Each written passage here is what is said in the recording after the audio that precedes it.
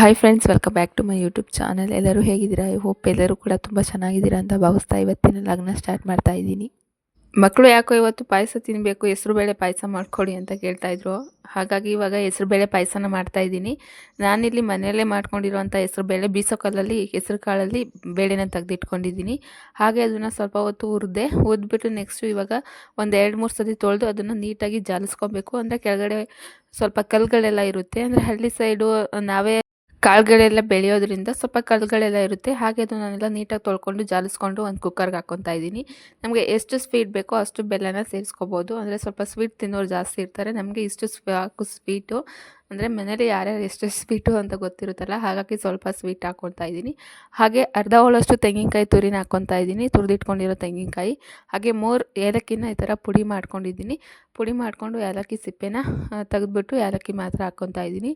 ಡೈರೆಕ್ಟಲ್ಲಿ ಇದು ಕುಕ್ಕರ ಮಾಡೋದ್ರಿಂದ ಚೆನ್ನಾಗಿ ಬರುತ್ತೆ, ಟೇಸ್ಟ್ ಕೂಡ ಮತ್ತು ಚೆನ್ನಾಗಿ ಬೆಂದಿರುತ್ತೆ. ಇದು ಹಳ್ಳಿ ಕಡೆ ಆಲ್ಮೋಸ್ಟ್ ಹೆಸರುಬೇಳೆ ಪಾಯಸ ಅಂದರೆ ಇದೇ ಥರ ಮಾಡೋದು. ಕೆಲವೊಂದು ಕಡೆ ಅಂದರೆ ಬೇಳೆಗೆ ಗಸಗಸೆ ಆಗಿರ್ಬೋದು, ಶಾವಿಗೆ, ಹಾಲು, ಈ ಡ್ರೈ ಫ್ರೂಟ್ಸ್ ಅದನ್ನೆಲ್ಲ ಹಾಕಿ ಮಾಡಿರ್ತಾರೆ. ನಮ್ಮ ಕಡೆ ಅಂದರೆ ಈ ಹೆಸರುಬೇಳೆ ಪಾಯಸ ಅಂದರೆ ಇದೇ ಥರ ಮಾಡೋದು. ನಮ್ಮ ಹಳ್ಳಿ ಕಡೆ ಆಲ್ಮೋಸ್ಟು ನಮ್ಮ ಸೈಡೆಲ್ಲ ಇದೇ ಥರ ಮಾಡೋದು. ಹಾಗಾಗಿ ಇವತ್ತು ತುಂಬ ದಿವಸನೇ ಆಗಿತ್ತು ಮಾಡಿ, ಹಾಗಾಗಿ ಬೇಳೆ ಕೂಡ ಇತ್ತಲ್ಲ, ಹಾಗಾಗಿ ಇವತ್ತು ಹೆಸರುಬೇಳೆ ಪಾಯಸ ಮಾಡ್ಕೊಂಡಿದ್ದೀನಿ. ಅಂದರೆ ಮನೆಯಲ್ಲೇ ಮಾಡ್ಕೊಂಡಿರೋ ಬೇಳೆ ಎಲ್ಲ, ಹಾಗಾಗಿ ಅದು ಸಿಪ್ಪೆ ಹಾಗೆ ಕಾಣಿಸ್ತಾ ಇದೆ. ಟೇಸ್ಟ್ ಅಂತೂ ಸಖತ್ತಾಗಿರುತ್ತೆ. ಹಾಗೆ ಇವಾಗ ಒಂದು 3 ವಿಷಲ್ ಕೂಗಿಸಿದ್ರೆ ಸಾಕು, ಹಾಗೆ ಪಾಯಸ ಕೂಡ ರೆಡಿ ಆಗಿಬಿಡುತ್ತೆ. ನೋಡಿ ಎಷ್ಟು ಚೆನ್ನಾಗಿ ಇದು ಬೆಂದಿದೆ ಅಂದರೆ ಸಖತ್ತಾಗಿರುತ್ತೆ ಟೇಸ್ಟ್ ಅಂತೂ. ಹಳ್ಳಿ ಕಡೆ ಬೇರೆ ಊರ ಕಡೆ ನೀವೇನಾರ ಈ ಥರ ಹೆಸ್ರು ಕಾಳನ್ನೆಲ್ಲ ಬೆಳೆದು ಈ ಥರ ಮಾಡ್ತೀರಾ ಅಂದರೆ ಒಂದು ಸತಿ ಟ್ರೈ ಮಾಡಿ. ಪಾಯಸ ಅಂತೂ ಸಖತ್ತಾಗಿರುತ್ತೆ.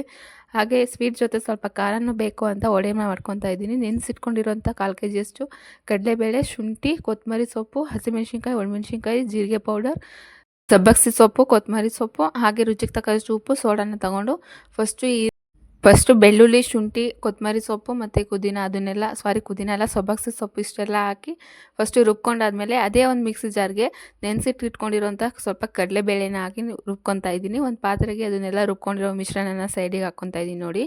ಹಾಗೆ ಸ್ವಲ್ಪ ಕಡಲೆಬೇಳೆ ಮತ್ತು ಒಂದು ಮೀಡಿಯಮ್ ಸೈಜಷ್ಟು ಈರುಳ್ಳಿನ ಸಪ್ರೇಟಾಗಿ ಕಟ್ ಮಾಡ್ಕೊಂಡು ಈ ಥರ ಇಟ್ಕೊಂಡಿದ್ದೀನಿ. ಅದಕ್ಕೂ ಕೂಡ ಇವಾಗ ಹಾಕಿ ಚೆನ್ನಾಗಿ ಮಿಕ್ಸ್ ಮಾಡ್ಕೊತಾ ಇದ್ದೀನಿ ನೋಡಿ.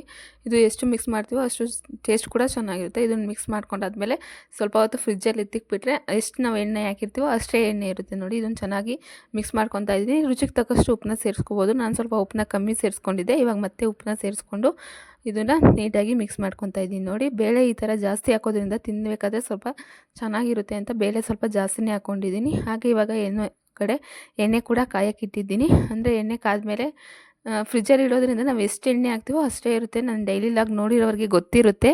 ಹಾಗಾಗಿ ನಾನು ಫ್ರಿಜ್ಜಲ್ಲೇ ಎತ್ತಿಕ್ಕಿ ಸ್ವಲ್ಪ ಹೊತ್ತು ಆದಮೇಲೆ ನಾನು ಬೋಂಡ ಆಗಲಿ ಬಜ್ಜಿ ಆಗಲಿ ಈ ಥರ ವಡೆನ ಮಾಡ್ಕೊತೀನಿ. ಫಸ್ಟು ವಡೆನ ಒಂದು ಪ್ಲೇಟಿಗೆ ತಟ್ಟಿಟ್ಕೊಂಬಿಡೋಣ. ನೆಕ್ಸ್ಟು ಎಣ್ಣೆ ಕಾದ್ಮೇಲೆ ಸಪ್ರೇಟಾಗಿ ಒಂದೊಂದೇ ಬಿಟ್ಬೋದು, ಫಾಸ್ಟಾಗಿ ಆಗುತ್ತೆ ಅಂತ. ಇವಾಗೆಲ್ಲ ವಡೆನ ತಟ್ಟಿ ಈ ಥರ ಒಂದು ಪ್ಲೇಟಲ್ಲಿ ತಟ್ಟಿಟ್ಕೊತಾ ಇದ್ದೀನಿ ನೋಡಿ. ಎಲ್ಲ ಇವಾಗ ವಡೆ ಕೂಡ ತಟ್ಟಿಟ್ಕೊಂಡಿದ್ದೀನಿ. ಹಾಗೆ ಇನ್ನೊಂದು ಸ್ವಲ್ಪ ಇದೆ, ಅದನ್ನು ಕೂಡ ಇದನ್ನು ಖಾಲಿ ಆದಮೇಲೆ ತಟ್ಟಿಟ್ಬಿಡೋಣ, ಅದು ಬೇಯೋಷ್ಟರಲ್ಲಿ, ಫ್ರೈ ಆಗೋಷ್ಟರಲ್ಲಿ ಅಂದ್ಬಿಟ್ಟು ಇವಾಗ ತಟ್ಟಿಟ್ಕೊಂಡಿರೋಂಥ ವಡೆನ ಹಾಕ್ಕೊಂಡು ಎಣ್ಣೆಯಲ್ಲಿ ಫ್ರೈ ಮಾಡ್ಕೊತಾ ಇದ್ದೀನಿ ನೋಡಿ. ಟೇಸ್ಟ್ ಅಂತೂ ಸಖತ್ತಾಗಿರುತ್ತೆ. ವಡೆಯಲ್ಲಿ ಒಂದು 3 ಟೈಪ್ ವಡೆನ ಮಾಡ್ತಾರೆ. ಮಸಾಲೆ ವಡೆ ಆಗಿರ್ಬೋದು, ಕೆಲವೊಂದು ಕಡೆ ಕೆಲವೊಂದು ಟೇಸ್ಟಲ್ಲಿ ಮಾಡ್ತಾರೆ. ನಾನು ಮಸಾಲೆ ವಡೆ ಮತ್ತು ಈ ಥರ ಸಬ್ಬಕ್ಸಿ ಸೊಪ್ಪಲ್ಲಿ ವಡೆ ಮಾಡ್ತೀನಿ ಆಲ್ಮೋಸ್ಟು. ಹಾಗಾಗಿ ಇವತ್ತು ಸಬ್ಬಕ್ಸಿ ಸೊಪ್ಪು ಇತ್ತಲ್ಲ, ಹಾಗಾಗಿ ಅದನ್ನು ಬಳಸ್ಕೊಂಡು ಇವತ್ತು ವಡೆನ ಮಾಡಿದ್ದೀನಿ. ಟೇಸ್ಟ್ ಅಂತೂ ಸಖತ್ತಾಗಿತ್ತು. ಹಾಗೆ ನನಗೆ ಸ್ವಲ್ಪ ವಾಯ್ಸ್ ಚೇಂಜ್ ಆಗಿಬಿಟ್ಟಿದೆ. ನಂಗೆ ಮಾತಾಡೋಕ್ಕೂ ಕೂಡ ಕಷ್ಟ ಅನ್ನಿಸ್ತಾ ಇದೆ. ಹುಷಾರಿರಲಿಲ್ಲ ಒಂದು 2 ದಿವಸದಿಂದ. ಹಳ್ಳಿ ಕಡೆ ಎಲ್ಲರಿಗೂ ಕೂಡ ವೈರಸ್ ಥರ ಎಲ್ಲರಿಗೂ ಜ್ವರ, ತಲೆನೋವು ಆ ಥರ. ಹಾಸ್ಪಿಟ್ಲಿಗೆ ಹೋಗಿದ್ದೆ, ಆದರೂ ಕೂಡ ಮತ್ತೆ ಸ್ವಲ್ಪ ವಾಯ್ಸ್ ಓವರ್ ಕೊಡಬೇಕಾದ್ರೆ ವಾಯ್ಸೇ ಬರ್ತಾಯಿಲ್ಲ, ಸುಸ್ತು ಆಗ್ತಿದೆ. ಹಾಗಾಗಿ ಸ್ವಲ್ಪ ವಾಯ್ಸ್ನ ಅಡ್ಜಸ್ಟ್ ಮಾಡ್ಕೊತೀರಾ ಅಂದ್ಕೊಂಡಿದ್ದೀನಿ. ಹಾಗೆ ನೋಡಿ ಇವಾಗ ಎಲ್ಲ ಫ್ರೈನ ಮಾಡ್ಕೊಂಡಿದ್ದೀನಿ ವಡೆಯಲ್ಲಿ. ಹಾಗೆ ಇನ್ನೊಂದು ಸ್ವಲ್ಪ ಇತ್ತಲ್ಲ, ಅದನ್ನು ಕೂಡ ಇವಾಗ ತಟ್ಕೊಂಡು ಎಣ್ಣೆಯಲ್ಲಿ ಕರ್ದಿಟ್ಕೊತಾ ಇದ್ದೀನಿ. ಹಾಗೆ ನೋಡಿ ಇಷ್ಟು ಫ್ರೈ ಮಾಡ್ಕೊಂಡಿದ್ದೀನಿ. ಹಾಗೆ ಅಂದರೆ ವಡೆನ ಇಷ್ಟೆಲ್ಲ ಎಣ್ಣೆಯಲ್ಲಿ ಕರ್ದಿಟ್ಕೊಂಡಿದ್ದೀನಿ. ಅಂದರೆ ಸ್ವಲ್ಪನೇ, ಅಂದರೆ 1/4 kgಕ್ಕಿಂತ ಸ್ವಲ್ಪ ಕಮ್ಮಿನೇ ಬೇಳೆನ ನೆನೆಸಿದ್ದೆ. ಅರ್ಧ ರುಬ್ಕೊಂಡಿದ್ದೀನಿ, ಅರ್ಧ ಹಾಗೆ ಹಾಕ್ಕೊಂಡಿದ್ದೀನಿ ನೋಡಿ. ಟೇಸ್ಟ್ ಅಂತೂ ಸಖತ್ತಾಗಿತ್ತು, ಸ್ಮೆಲ್ ಅಂತೂ ಸಖತ್ತಾಗಿ ಬರ್ತಾಯಿತ್ತು ನೋಡಿ. ಇಷ್ಟೆಲ್ಲ ಆಯಿತು. ಹಾಗೆ ಸ್ವಲ್ಪ ಹೆಸರುಬೇಳೆ ಒಗ್ಗರಣೆ ಹಾಕೋಣ ಅಂತ ಸ್ವಲ್ಪ ನೆನೆ ಬೆಳಗ್ಗೆನೇ, ಅಂದರೆ ಮಧ್ಯಾಹ್ನದಿಂದ. ಹಾಗಾಗಿ ಇವಾಗ ಹೆಸರುಬೇಳೆ ಒಗ್ಗರಣೆ ಹಾಕ್ಕೊತಾ ಇದ್ದೀನಿ. ಅದೇ ಒಂದು ಬಾಂಡೆಗೆ ಎಣ್ಣೆಲ್ಲ ತಗೊಂಡು ಸ್ವಲ್ಪ ಹಸಿಮೆಣ್ಸಿನ್ಕಾಯಿ, ಕರಿಬೇವಿನ ಸೊಪ್ಪು, ಚಿಕ್ಕದಾಗಿ ಕಟ್ ಮಾಡ್ಕೊಂಡಿರುವಂಥ ಈರುಳ್ಳಿನ ಫಸ್ಟು ನಾನು ಫ್ರೈ ಮಾಡ್ಕೊತಾ ಇದ್ದೀನಿ ಎಣ್ಣೆಯಲ್ಲಿ. ಹಸಿ ಸ್ಮೆಲ್ ಹೋಗೋ ತನಕ ಅದನ್ನು ಚೆನ್ನಾಗಿ ಫ್ರೈ ಮಾಡ್ಕೊಬೇಕು. ಹಾಗೆ ಇವಾಗ ನಮಗೆ ಅಂದರೆ ನೆನೆಸಿಟ್ಕೊಂಡಿರೋಂಥ ಹೆಸರುಬೇಳೆ ಇತ್ತಲ್ಲ, ಅದನ್ನೆಲ್ಲ ತೊಳೆದು ಇಟ್ಕೊಂಡು ನೋಡಿ ಈ ಥರ ಬಂದಿದೆ. ಆಲ್ಮೋಸ್ಟ್ ಹೆಸರುಬೇಳೆ ಬೇಳೆಯಲ್ಲಿ ಪಲಾರ ಮಾಡ್ತೀವಿ. ಆದರೆ ಈ ಥರ ಒಗ್ಗರಣೆ ಮಾಡೋದ್ರಿಂದ ಟೇಸ್ಟು ಕೂಡ ಚೆನ್ನಾಗಿರುತ್ತೆ. ಒಂದು ದಿವಸ ಇಟ್ಟರೂ ಕೂಡ ಅದು ಕೆಟ್ಟೋಗೋ ಚಾನ್ಸಸ್ ಇರಲ್ಲ ಜಾಸ್ತಿ. ಹಾಗಾಗಿ ನಾನು ಒಗ್ಗರಣೆನೇ ಹಾಕ್ಕೊತಾ ಇದ್ದೀನಿ. ಒಗ್ಗರಣೆ ಹಾಕಿದ್ರೆ ಟೇಸ್ಟ್ ಚೆನ್ನಾಗಿರುತ್ತೆ ಅಂತ. ಇವಾಗ ಈರುಳ್ಳಿನೆಲ್ಲ ಚೆನ್ನಾಗಿ ಬೆಂದಿತ್ತಲ್ಲ, ಇವಾಗ ಹಾಕ್ಕೊಂಡೆ. ಅಂದರೆ ಸ್ವಲ್ಪನೇ ನೆನೆ ಹಾಕಿದ್ದೆ. ಅದ್ರ ಜೊತೆ ಇವಾಗ ಅರ್ಧ ಹೋಳಷ್ಟು ತೆಂಗಿನಕಾಯಿ ತುರಿ ಮತ್ತು ರುಚಿಗೆ ತಕ್ಕಷ್ಟು ಉಪ್ಪನ್ನ ಸೇರಿಸ್ಕೊಂಡು ಈ ಥರ ಚೆನ್ನಾಗಿ ಮಿಕ್ಸ್ ಮಾಡ್ಕೊಬೇಕಾಗುತ್ತೆ. ನೋಡಿ, ಇದು ಚೆನ್ನಾಗಿ ಮಿಕ್ಸ್ ಮಾಡ್ಕೊಂಡಾದ್ಮೇಲೆ ಕೊಬ್ಬರಿ ತುರಿದಿರ್ತೀವಲ್ಲ ಅದೆಲ್ಲ ಸ್ವಲ್ಪ ಹಾಗೆ ಬಾಯಿಗೆ ಸಿಗ್ತಾ ಇರುತ್ತೆ. ಟೇಸ್ಟ್ ಅಂತೂ ಸಖತ್ತಾಗಿರುತ್ತೆ. ನೋಡಿ, ಇವಾಗ ಚೆನ್ನಾಗಿ ಮಿಕ್ಸ್ ಮಾಡ್ಕೊತಾ ಇದ್ದೀನಿ. ಇಷ್ಟೇ ನೋಡಿ, ಸಖತ್ತಾಗಿರುತ್ತೆ. ಒಂದೆರಡು ಹಸಿಮೆಣ್ಸಿನ್ಕಾಯಿ ಬೇಕಿದ್ರೆ ಒಣಮೆಣ್ಸಿನ್ಕಾಯಿ ಕೂಡ ಹಾಕ್ಕೋಬೋದು. ನಾನಿಲ್ಲಿ ಹಸಿಮೆಣ್ಸಿನ್ಕಾಯಿನೇ ಹಾಕ್ಕೊಂಡು ಇವಾಗ ಒಗ್ಗರಣೆ ಹಾಕ್ಕೊಂಡಿದ್ದೀನಿ. ಅಂದರೆ ಸ್ವಲ್ಪ ಚಿಕ್ಕದಾಗಿ ಕಟ್ ಮಾಡ್ಕೊಂಡಿದ್ದೆ. ಹಾಗೆ ಇವಾಗ ಎಲ್ಲರಿಗೂ ಕೂಡ ಊಟಕ್ಕೆ ಹಾಕ್ತಾಯಿದ್ದೀನಿ. ವಡೆ ಮತ್ತು ಒಗ್ಗರಣೆ ಹಾಕಿರುವಂಥ ದಾಳು ಮತ್ತು ಇನ್ನೊಂದು ಕಡೆ ಪಾಯಸ ಕೂಡ ಹಾಕ್ಕೊಂಡೆ. ಹಾಗೆ ಇದು 2 ಡೇಸ್ ಕಂಟಿನ್ಯೂ ಆಗೋಗಿರುತ್ತೆ. ಮಕ್ಕಳಿಗೆಲ್ಲ ಇವತ್ತು ನಮ್ಮ ಮನೆಯವ್ರು ಜ್ಯೂಸ್ ತಂದಿದ್ದರು. ಅಂದರೆ ಎಲ್ಲರಿಗೂ ಕೂಡ ತಂದಿದ್ದರು. ಹಾಗಾಗಿ ಮಕ್ಳಿಗೆ ಫಸ್ಟ್ ಕೊಡೋಣ ಅಂತ ಕೊಡೋಕ್ಕೋದ್ರೆ ಇಬ್ಬರು ಕೂಡ ಮಾತಾಡ್ತಾ ಇರಲಿಲ್ಲ. ಸೈಲೆಂಟಾಗಿ ಇಬ್ಬರು ಆಟ ಆಡ್ತಾಯಿದ್ರು. ಹಾಗಾಗಿ ನಾನು ಫಸ್ಟ್ ಟೇಸ್ಟ್ ನೋಡಿದೆ ಚೆನ್ನಾಗಿದೆಯಾ ಇಲ್ವೋ ಅಂತ. ಚೆನ್ನಾಗಿತ್ತು. ಅಂದರೆ ಒಂದೊಂದು ದಿವಸ ಎಕ್ಸ್ಪೈರಿ ಆಗಿಬಿಟ್ಟಿರುತ್ತೆ ಡೇಟು. ಮಕ್ಳಿಗೆ ಕೊಡೋಕ್ಕೂ ಕೂಡ ಭಯ ಆಗಿರುತ್ತೆ. ಅಂದರೆ ಆರೆಂಜ್ ಜ್ಯೂಸ್ ಅಂದರೆ ಬರೀ ಆರೆಂಜಲ್ಲೇ ಮಾಡಿರಲ್ಲ ಇವರು, ಏನೇನೋ ಬಳಸಿ ಮಾಡಿರ್ತಾರೆ. ಮಕ್ಕಳೆಲ್ಲ ಜ್ಯೂಸು ಇದು ಅದು ಕುಡ್ದು ಈ ಟೈಮಲ್ಲಿ ಎಷ್ಟೊಂದು ಇದಾಗಿರುತ್ತೆ. ಹಾಗಾಗಿ ಫಸ್ಟು ನೋಡಿದೆ, ಪರವಾಗಿಲ್ಲ ಚೆನ್ನಾಗಿತ್ತು ಅಂತ ಕೊಡೋಕ್ಕೋದ್ರೆ ಸೋನಿ ಕೂಡ ತೊಗೊಳ್ಲಿಲ್ಲ. ಹಾಗಾಗಿ ಲಸುನೇ ಕೊಟ್ಟಿದ್ದೀನಿ. ಇಬ್ಬರು ಕೂಡ ಚೆನ್ನಾಗಿ ಆಡ್ತಾಯಿದ್ರು. ಈ ಮಡಿಕೆ ಇರುತ್ತಲ್ಲ, ಚಿಕ್ಕ ಮಡಿಕೆ ಅಂತೀವಲ್ಲ, ಅದು ನಮ್ಮ ಭಾವನೂ ಇದೆ. ಅಂದರೆ ನಮ್ಮ ಮಾಮನ ಮಗಳು ಮದುವೆಗೆ ಹೋಗಿದ್ವಲ್ಲ ಆವಾಗ ತಂದಿದ್ವು. ಅದರಿಂದ ಡೈಲಿ ಆಟ ಆಡ್ತಾ ಇರ್ತಾರೆ ಇಬ್ಬರು ಕೂಡ ಕೂತ್ಕೊಂಡು. ನಾವು ಕೂಡ ಅಷ್ಟೇ ಇದನ್ನು ತುಂಬ ಚೆನ್ನಾಗಿ ಆಟ ಆಡಿದ್ದೀವಿ ಚಿಕ್ಕ ವಯಸ್ಸಲ್ಲಿ. ಅಂದರೆ ನಮ್ಮ ಕಡೆ ಹಳ್ಳಿಯಲ್ಲಿ ಮದುವೆ ಮಾಡಬೇಕಾದ್ರೆ ಈ ಮಡಿಕೆ ತರೋಕ್ಕೆ ಅಂತ ಹೋಗ್ತಾರೆ. ಅಲ್ಲಿಂದ ಈ ಚಿಕ್ಕ ಮಡಿಕೆಗಳ್ನ ತಂದಿರ್ತಾರೆ. ಅದರಲ್ಲಿ ಪಾಯಸ ಮಾಡೋದಂತೆ, ಅನ್ನ ಮಾಡೋದು, ಆ ಥರ ಎಲ್ಲ ಆಟ ಆಡ್ತಾಯಿದ್ರು. ಇವಾಗ ನಮ್ಮ ಮಕ್ಕಳು ಆಟ ಆಡ್ತಾ ಇದ್ದಾರೆ. ಹಾಗೆ ಇವತ್ತು ನಮ್ಮ ಮನೆಯವ್ರಿಗೂ ಕೂಡ ಹುಷಾರಿರಲಿಲ್ಲ. ಅವ್ರು ಬೆಳಗ್ಗೆನೇ ಹಾಸ್ಪಿಟ್ಲಿಗೆ ಹೋಗಿ ತೋರಿಸ್ಕೊಂಬಂದಿದ್ರು. ಹಾಗಾಗಿ ವೈರಸ್ ಥರ ಎಲ್ಲರಿಗೂ ಕೂಡ ಒಬ್ಬರಿಂದ ಒಬ್ರಿಗೆ ಅಂಟ್ಕೊತಾನೆ ಇದೆ. ನಮ್ಮ ಮನೆಯಲ್ಲಿ ಫಸ್ಟು ನಮ್ಮ ಮನೆಯವ್ರಿಗೂ ಹುಷಾರಿರಲಿಲ್ಲ.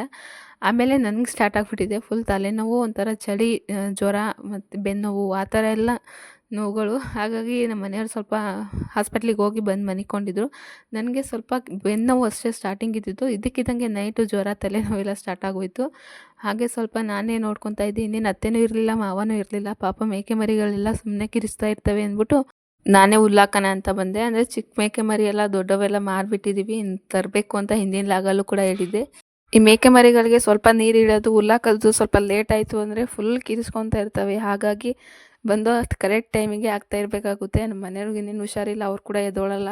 ಹಾಗಾಗಿ ಇನ್ನೇನು ಅಂತ ನಾನು ಬಂದೆ. ನನಗೂ ಕೂಡ ಸೊಂಟ ನೋವು ಆ ಥರ ಕಾಣಿಸ್ಕೊತಾ ಇದೆ. ಎಲ್ಲ ಕಡೆ ವೈರಸ್ಸು. ಒಬ್ರಿಗೆ ಜ್ವರ ಬಂದರೆ ಸಾಕು ಮನೆಯಲ್ಲಿ ಎಲ್ಲರೂ ಒಂದು ಟೈಮಲ್ಲಿ ಎಲ್ಲ ಮನಿಕೊಂಡ್ಬಿಡ್ತಾರೆ. ಹಾಗಾಗಿದೆ ನಮ್ಮ ಹಳ್ಳಿ ಕಡೆ. ಎಷ್ಟೊಂದು ಮನೆಯಲ್ಲಿ ಎಲ್ಲರಿಗೂ ಕೂಡ ಹುಷಾರೇ ಇಲ್ಲ. ಎಲ್ಲರಿಗೂ ಜ್ವರ, ತಲೆನೋವು ಈ ಥರ ಎಲ್ಲ ಆಗ್ತಿದೆ. ಅಂದರೆ ಇವಾಗ ಸ್ವಲ್ಪ ಸೊಳ್ಳೆಗಳ ಕಾಟ ಜಾಸ್ತಿ. ಸುತ್ತಮುತ್ತ ಎಲ್ಲ ಸ್ವಲ್ಪ ಗಿಡಗಳೆಲ್ಲ ಇರೋದ್ರಿಂದ ನಮ್ಮ ಮನೆ ಅಕ್ಕಪಕ್ಕ ಸ್ವಲ್ಪ ಸೊಳ್ಳೆಗಳು ಜಾಸ್ತಿ ಆಗಿಬಿಟ್ಟಿದೆ. ಹಾಗಾಗಿ ಎಷ್ಟೋ ಜನಕ್ಕೆ ಜ್ವರ, ತಲೆನೋವು, ಅಂದರೆ ಟೈಫಾಯ್ಡು, ಜಾಂಡೀಸು ಆ ಥರ. ಟೈಫಾಯ್ಡ್ ಜಾಸ್ತಿ, ಮಲೇರಿಯಾ ಆ ಥರ ಜಾಸ್ತಿ ಆಗ್ತಾಯಿದೆ ಹಳ್ಳಿ ಕಡೆ. ಮನೆಯಲ್ಲಿ ಗುಡ್ ನೈಟ್ ಇತ್ತು, ಅದು ಮಿಷಿನ್ ಏನೋ ಹಾಳಾಗಿದೆ. ಆದರೂ ಕೂಡ ನೈಟು ಅಂದರೆ ಈ ಸೊಳ್ಳೆ ಪರದೆ ಎಲ್ಲ ಹಾಕ್ಕೊಂಡು ಮನಿಕೊಂತೀವಿ. ಆದರೂ ಕೂಡ ಒಂದೊಂದು ಟೈಮ್ ಕಚ್ಚಿಬಿಡುತ್ತೆ. ನಂಗೆ ಭಯ ನನ್ನ ಮಗನಿಗೇನೆ. ಅಂದರೆ ಯಾವಾಗಲೂ ನನ್ನ ಹತ್ರನೇ ಇರ್ತಾನಲ್ಲ, ಮತ್ತೆ ಅವನಿಗೆ ಎಲ್ಲಿ ಜ್ವರ ಬರುತ್ತೋ ಅನ್ನೋದಷ್ಟೇ. ಹಾಗೆ ನಿಂತ್ಕೊಂಡು ಸಾಕಾಗಿತ್ತು ಅಂತ ಅಲ್ಲೇ ಸ್ವಲ್ಪ ಮರಿಗಳನ್ನೆಲ್ಲ, ಅಂದರೆ ಸ್ವಲ್ಪ ಹುಲ್ಲೆಲ್ಲ ಹಾಕಿದ್ದೆ. ಇವಾಗ ಮತ್ತೆ ನೀರೆಲ್ಲ, ಮೊಸರು ನೀರೆಲ್ಲ ಇಡ್ತಾ ಇದ್ದೀನಿ. ಹಾಗಾಗಿ ಕುತ್ಕೊಂಡು ಅಲ್ಲೇ ಸ್ವಲ್ಪ ಹೊತ್ತು ಕುತ್ಕೊಂಡೆ. ಬೆನ್ನೆಲ್ಲ ನೋವ್ತಾಯಿತ್ತು ನಿಂತ್ಕೊಂಡು ಅಂತ. ಹಾಗೆ ಕುತ್ಕೊಂಡಿದ್ದೆ. ಇಲ್ಲಿ ಸ್ವಲ್ಪ ನಾನು ಈ ಥರ ಕುತ್ಕೊಂಡಿರೋದಕ್ಕೆ, ಅಂದರೆ ನಮ್ಮ ಮನೆಯವ್ರ ಅತ್ತೆ ಒಬ್ಬರು, ಅಂದರೆ ನಂಗೆ ಅತ್ತೆ ಆಗಬೇಕು, ಅವ್ರಿಗೆ ಅಜ್ಜಿ ಆಗಬೇಕು. ಅವರು ಅಂದರೆ ನೋವು ಅಂತಿದೆಯಾ, ಹುಷಾರಿಲ್ಲ ಅಂತ ಹಿಂಗೆ ಕೂತ್ಕೊಂಡಿದ್ದೆ. ಆಮೇಲೆ ಮೇಲಿಂದ ಅಂದರೆ ಅವಾಗವಾಗ ತಲೆ ಸುತ್ತಾ ಇರುತ್ತೆ ಅಂತ ಹೇಳ್ತಾ ಇರ್ತೀನಲ್ಲ, ಹಾಗಾಗಿ ಅವ್ರು ತಲೆ ಸುತ್ತ ಬಿದ್ದರೆ ಯಾರೂ ಇಲ್ಲ, ಯಾರು ಎತ್ಕೊಂಡು ಹೋಗ್ತಾರೆ ಅಂತ ಅಲ್ಲಿಂದನೇ ಕಾಮಿಡಿ ಮಾಡ್ತಾಯಿದ್ರು. ಅಜ್ಜಿಗೂ ಕೂಡ ಹುಷಾರಿರಲಿಲ್ಲ. ಹಾಗಾಗಿ ಸ್ವಲ್ಪ ಕಾಮಿಡಿ ಮಾಡ್ತಾಯಿದ್ರು. ಎಲ್ಲರಿಗೂ ಕೂಡ ಅಷ್ಟೇ. ವಯಸ್ಸಾದವರಂತೂ ಚಿಕ್ಕ ಮಕ್ಕಳು ನೋಡ್ಕೋಬೇಕಾಗುತ್ತೆ ಪಾಪ ಅವ್ರಿಗಂತೂ. ನನಗೆ ಬಿ ಪಿ ಅದೆಲ್ಲ ನಾರ್ಮಲ್ ಆಗಿದೆ. ಆವಾಗವಾಗ ತಲೆ ಸುತ್ತು ಬರೋದು. ಈ 2 ಇಂಜೆಕ್ಷನ್ ಕೊಟ್ಬಿಟ್ರಂದರೆ ಹಾಸ್ಪಿಟ್ಲಿಗೆ ಹೋದರೆ ಆವಾಗಲೇ ತಲೆ ಸುತ್ತು ಬಂದುಬಿಡುತ್ತೆ. ನಾನು ಯಾವಾಗಲೂ ಕಾಳಿಕಾಂಬ ಅಂತ, ಅಂದರೆ ನಮ್ಮ ಹುಳಿಯಾರಲ್ಲೇ ಇರೋವಂಥ ಆ ಹಾಸ್ಪಿಟ್ಲಿಗೆ ತೋರಿಸ್ಬೇಕು. ಅಲ್ಲೇ ಹೋಗಿ ತೋರಿಸ್ಕೊಂಬರ್ಬೇಕು ಅಂದ್ಕೊಂಡಿದ್ದೀನಿ. ನಮ್ಮ ಮನೆಯವ್ರಿಗೆ ಸ್ವಲ್ಪ ಹುಷಾರಾದರೆ ಹೋಗಿ ಅವರೇ ಕರ್ಕೊಂಡು ಹೋಗ್ತಾರೆ. ಇಲ್ಲ ಸಾಯಂಕಾಲನೂ, ಇಲ್ಲ ನಾಳೆ. ಅಂದರೆ ಒಂದು ದಿವಸ ಬಿಟ್ಟರೆ ಸಾಕು, ಜಾಸ್ತಿನೇ ಆಗಿಬಿಡುತ್ತೆ. ಹಾಗೆ ಅದನ್ನೆಲ್ಲ ಇಟ್ಬಿಟ್ಟು ಇವಾಗ ಮನೆ ಹತ್ರ ಸ್ವಲ್ಪ ಹಾಕ್ಬಿಟ್ಟು, ಅಂದರೆ ಅದು ಪುಷ್ಟಿ ಪೌಡರ್, ಇನ್ನೊಂದು ಮಿಲೆಕ್ ಲಡ್ಡು ಅಂತ ಕೊಡ್ತಾರೆ ಅಂಗನವಾಡೀಲಿ. ಅದು ಹುಳ ಎಲ್ಲ ಆಗಿತ್ತು ಅಂತ ಕೊಟ್ಟಿದ್ದರು ಮರಿಗಳಿಗೆ ಹಾಕಮ್ಮ ಅಂತ.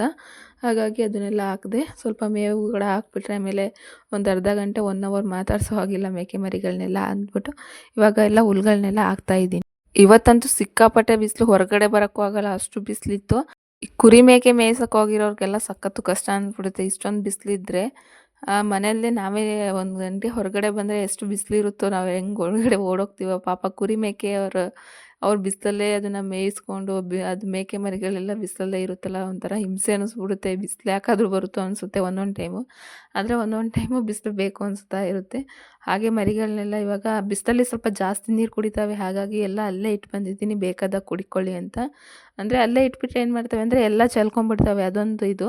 ಹಾಗೆ ಇವಾಗ ಅಲ್ಲಿಂದ ಬಂದು ನೆನ್ನೆ ಸಾಯಂಕಾಲ ನಾನು ಬಟ್ಟೆ ಎಲ್ಲ ತೊಳೆದಿದ್ದೆ, ಹಾಗಾಗಿ ಬೆಳಗ್ಗೆ ಕೂಡ ಹಾರಾಕಿದ್ದೆ. ಮಧ್ಯಾಹ್ನ ಅಷ್ಟರಲ್ಲಿ ಎತ್ಕೊಂಡ್ಬಿಡ್ತಾ ಇದ್ದೀನಿ. ನೋಡಿ ಎಷ್ಟು ಬಿಸಿಲಿದೆ ಅಂದರೆ ಎಲ್ಲ. ಅಂದರೆ ನಿನ್ನೆ ಸಾಯಂಕಾಲ ಡೈರೆಕ್ಟಾಗಿ ಮನೆ ಒಳಗಡೆನೇ ಹಾಕ್ಕೊಂಡಿದ್ದೆ, ಅಷ್ಟೊಂದು ಆರು ಇರಲಿಲ್ಲ, ಅಂದ್ರೆ ನೀರು ಕೂಡ ಇದಾಗಿರಲಿಲ್ಲ. ಇವತ್ತು ಬೆಳಿಗ್ಗೆ ಒಂದು 10 ಗಂಟೆಗೆ ಹಾಕಿದ್ದೀನಿ, ಆಗಲೇ 2 ಅವರ್ಗೆ ಎಲ್ಲ ಬಟ್ಟೆ ಕೂಡ ಎಲ್ಲ ಚೆನ್ನಾಗಿ ಒಣಗಿದ್ದಾವೆ. ಎಲ್ಲ ಒಳ್ಳೆ ಉರಿತಾ ಇತ್ತು ಬಟ್ಟೆ ಎಲ್ಲ, ಆ ಥರ ಒಣಗಿದೆ. ಹಾಗೆ ಅದನ್ನೆಲ್ಲ ಎತ್ಕೊಂಡು ಬಂದು ಇವಾಗ ಮಡಿಚ್ಕೋಬೇಕು ಬಟ್ಟೆಗಳನ್ನೆಲ್ಲ. ಈ ರೋಡ್ ಕೆಲಸ ಮಾಡೋಕ್ಕವರೆಲ್ಲ ಬಂದುಬಿಟ್ರೆ ಆಮೇಲೆ ನೀಟಾಗೆಲ್ಲ ಒಂದು ಕಡೆಯಿಂದ ಹಗ್ಗ ಕಟ್ಟಿ ಇದು ಮಾಡ್ಕೋಬೋದು. ಅಂದರೆ ನಮ್ಮ ಈ ಕಡೆ ಸೈಡ್ ಹೊಳೆ ಮನೆ ಇದೆಯಲ್ಲ, ಅಲ್ಲಿ ಸ್ವಲ್ಪ ಬಿಸಿಲು ಬರಲ್ಲ, ನೆರಳು ಬರುತ್ತೆ ಅಂದ್ಬಿಟ್ಟು ಇಲ್ಲಿ ಹಗ್ಗ ಕಟ್ಟಿ ಹಾಕಿದ್ದೆ, ಚೆನ್ನಾಗಿ ಒಣಗಿದೆ. ಹಾಗಾಗಿ ಅದು ರೋಡೆಲ್ಲ ಕೆಲಸ ಮುಗಿದ್ಮೇಲೆ ಒಂದು ತಂತಿ ಎಲ್ಲ ಇದಾಕಿ ನೀಟಾಗಿ ಬಟ್ಟೆ ಎಲ್ಲ ಒಣಗಾಕಿ ಮಾಡ್ಕೋಬೇಕು. ಹಾಗಾಗಿ ಅಲ್ಲೇ ಇತ್ತಲ್ಲ, ಅಲ್ಲೇ ಒಣಗಾಕಿದ್ದೆ. ಸ್ವಲ್ಪ ಎಲ್ಲ ಕೂಡ ಚೆನ್ನಾಗಿ ಒಣಗಿತ್ತು. ಈ ಮಕ್ಳು ಬಟ್ಟೆನೇ ಜಾಸ್ತಿ, ನಮ್ಮದೆಲ್ಲ ಒಂದೊಂದು ಜೊತೆ ಇದ್ದರೆ ಇವ್ರದ್ದೇ ಒಂದು 5-6 ಜೊತೆ ಇರ್ತವೆ ಇಬ್ರದ್ದೂ ಕೂಡ. ಹಾಗೆ ನಮ್ಮ ಮನೆಯವ್ರದ್ದು ಮತ್ತು ನಮ್ಮ ಮಕ್ಳದ್ದು ಅಂತೂ ಸಿಕ್ಕಾಪಟ್ಟೆ ಬಟ್ಟೆ. ನಮ್ಮದೆಲ್ಲ ಒಂದೊಂದು ಜೊತೆ ಇದ್ದರೆ, ಅಂದರೆ ಒಂದು ಸತಿ ಎಲ್ಲ ಮನೆಯವರೆಲ್ಲ ಸ್ನಾನ ಮಾಡಿದ ತಕ್ಷಣ ನೆಕ್ಸ್ಟ್ ಡೇ ಅಂದರೆ ವಾರಕ್ಕೆ 4-5 ಸತಿ ಬಟ್ಟೆ ತೊಳಿತಾನೆ ಇರಬೇಕಾಗುತ್ತೆ. ಆದರೂ ಕೂಡ ನೋಡಿ ಇಷ್ಟು ಬಟ್ಟೆಗಳು ಬಿದ್ದಿರುತ್ತೆ. ಹಾಗೆ ಅದನ್ನೆಲ್ಲ ಎತ್ಕೊಂಡು ಇವಾಗ ಬಂದೆ. ಹಾಗೆ ನೈಟೇನೆ ಹುರುಳಿಕಾಳೆಲ್ಲ ನೆನೆಹಾಕಿದ್ದೆ, ಅದನ್ನೆಲ್ಲ ಜಾಲಿಸ್ಕೊಂಡು ನಲ್ಲಿ ಹತ್ರನೇ ಇವಾಗ ತಂದು ಸಪ್ರೇಟಾಗಿ ಇಟ್ಕೊತಾ ಇದ್ದೀನಿ. ನೀರೆಲ್ಲ ಚೆನ್ನಾಗಿ ಡ್ರೈ ಆದಮೇಲೆ ಒಂದು ಪ್ಲೇಟ್ ಮುಚ್ಚಿ ಈ ಥರ ಇಟ್ಬಿಟ್ರೆ ಸಾಕು, ಮೊಳಕೆ ಹೊಡೆದಿರುತ್ತೆ. ಇದಕ್ಕೆ ಕಟ್ಟೋದು ಅಂದರೆ ಬಟ್ಟೆಲಿ ಕಟ್ಟೋದು ಅವಶ್ಯಕತೆ ಏನು ಇರೋದಿಲ್ಲ. ಹಾಗೆ ಒಂದು ಪಪ್ಪಾಯ ಇತ್ತು, ಅದನ್ನು ಹಣ್ಣಾಗಿತ್ತು ಅಂತ ಸೈಡಿಗೆ ತಂದಿಟ್ಟೆ, ಆಮೇಲೆ ಕಟ್ ಮಾಡೋಣ ಅಂತ. ಅಷ್ಟರಲ್ಲಿ ಮಳೆ ಬರೋ ಥರ ಆಗಿತ್ತು ಅಂದ್ಬಿಟ್ಟು ಕಾಯಿಮಟ್ಟೆ ಎತ್ಕೊಂಡು ಹೋಗೋಣ ಅಂತ ಬಂದೆ. ಫುಲ್ಲು ಮೋಡ ಎಲ್ಲ ಮುಚ್ಕೊಂಡ್ಬಿಟ್ಟಿತ್ತು. ನೀನು ಮಳೆ ಬರೋ ಥರ ಆಗುತ್ತೆ, ಮಳೆ ನಮ್ಮೂರಿಗೆ ಬರಲ್ಲ, ಪಕ್ಕದ ಊರಿಗೆಲ್ಲ ಮಳೆ ಬಂದಿರುತ್ತೆ. ಅಂದರೆ ಇಷ್ಟಿಷ್ಟೇ 1 ಕಿಲೋಮೀಟ್ರ್ ಅಷ್ಟೇ ದೂರ ಆ ಊರಿಗೆ ಬಂದಿರುತ್ತೆ, ನಮ್ಮೂರಿಗೆ ಮಳೆ ಬಂದಿರಲ್ಲ. ಹಾಗೆ ಮಳೆ ಕತೆ.